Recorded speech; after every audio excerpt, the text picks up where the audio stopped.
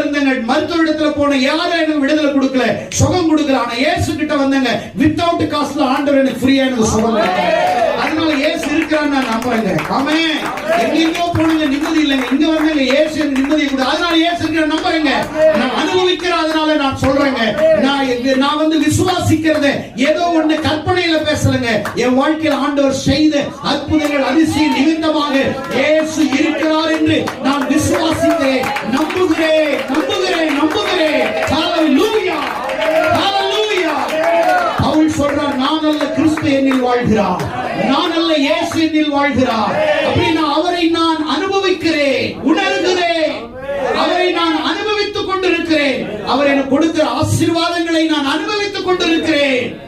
இந்த உலகம் சீக்கிரம் கடந்து போகும், ஆனால் நான் இந்த உலகத்தை விட்டு கடந்து போவேன். ஆனால் ஒரு நாள் அவருடைய ராஜ்யத்துக்குள் போவேன் என்று வேதம் எனக்கு வாக்கு